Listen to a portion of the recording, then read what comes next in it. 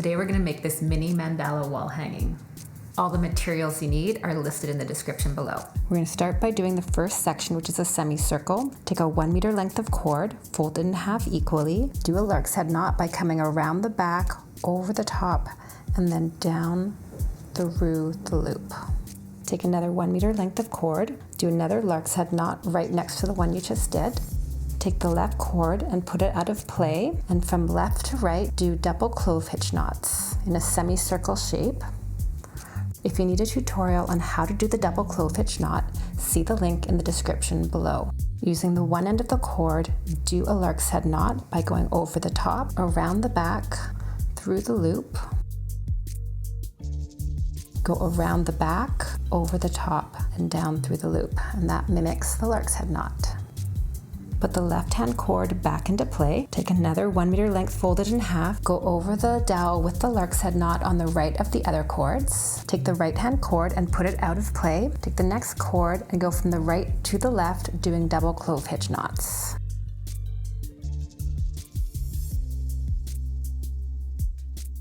Attach the end to the dowel with the lark's head knot. Go over the front, around the back, and down through the opening. Take the end up around the back, down around the front, and down through the opening again. And that mimics the lark's head knot. Adjust your double clove hitches so they all are nice and even. Bring the right hand cord back into play. With the last 1 meter length, we're going to attach it to the dowel just from one end of the cord. So go over around the back and down. Pull the cord in front of itself, up around the back, pull it down and through the loop. Leave the short end out of play and go from the left to the right, doing double clove hitch knots. When you're about halfway, you want to attach your 30 centimeter length, fold it in half, and attach it to this cord with the reverse lark's head knot. Otherwise, you're not going to have enough knots going around your semicircle. That will mimic the look of the double clove hitch, and then continue doing double clove hitch knots. Take the end and attach to the dowel with the lark's head knot. Make any adjustments you need to do to make the double clove hitches look nice and even. Take one of the 70 centimeter lengths and attach it to the dowel with the lark's head knot just from one end, like we've been doing the others. Take the cord across and do the same thing with the other end. Now I don't want to do a final fasten on these because we might need to adjust this after we've done the berry knots, which is going to be the next step. I like to tape the ends out of the way because it's going to hold it tight, otherwise they might loosen a little bit, and it's easier if they don't loosen. Electrical tape is great because it doesn't leave any residue when you remove it. Take one of the other 70 centimeter lengths and fold it in half, not equally. You want one end to be about 20 centimeters long and the other to be about 50. Attach the cord to the pink cord with the lark's head knot. You want the short end to be on the inside. Take another 70 centimeter length and leave one end 20 centimeters, the other 50, and attach it with the lark's head knot, keeping the short end on the inside again. The inside lengths are 20 centimeters and the outside are 50. And now we're going to proceed and do 4 square knots in order to create a berry knot. If you don't know how to do the square knot, see the link in the description below. Take the 2 short lengths and put it through the little hole at the top of the square knots. Pull on those till the ball forms. That forms the berry knot. Now do a square knot to secure the berry knot in place. Now do 4 more berry knots. Now remove the tape from one side. We're going to tighten that cord up so the berry knots are nice and snug to the top of that section, and do the same thing with the other side. And at the end I'll show you how I'm going to fasten those so they don't come undone.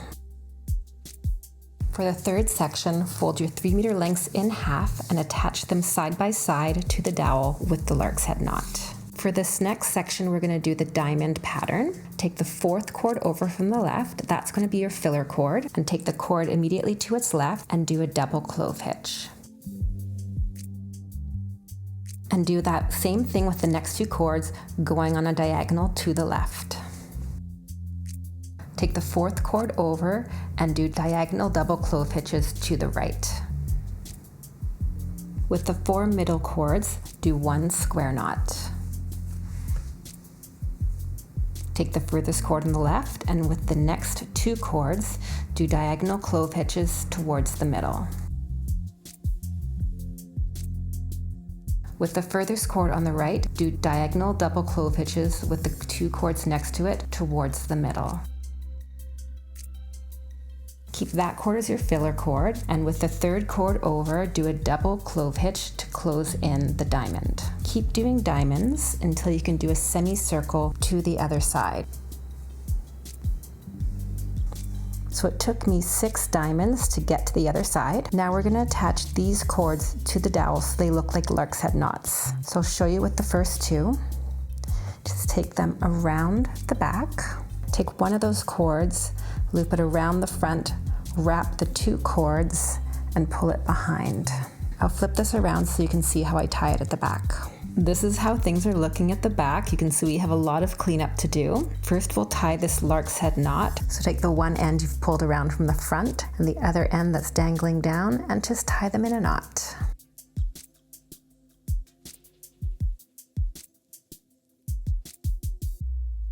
Do the same thing with the other 4 lengths. Now I'll put a little bit of craft glue on each of the knots just to make sure they don't come undone once I trim the ends off. I'll take the 2 furthest ends of one side of the semicircle, tie those in a knot to secure them. And same thing with the other side. This is the end of the cord that I used to attach with the lark's head knot from the berry section. And I'm going to take one of the other cords from the berry knot and tie those together to secure it.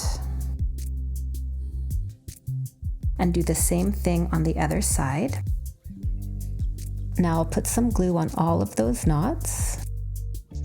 I'm going to trim the semicircle section fairly short. I'm also going to trim the ends from the diamond section fairly short. For the berry knot section, I'm going to cut the cords so they hide behind the diamond section, but that you'll still see some of these lengths dangling down from the front side. Now I'll flip the wall hanging around again so we can attach the fringe. Take one of your 30cm lengths, fold it in half, and attach it to one of the loops of the diamonds with the lark's head knot. Then attach 2 more to the same loop, and then do that with all 5 loops of the diamonds. I've put my wall hanging on a flat surface, and I am going to comb out the fringe. If you've watched my tutorials before, you know I like to use a dog brush to comb out the fringe. I'm going to go 2 cords by 2. Then I use my comb to get up closer to the lark's head knot.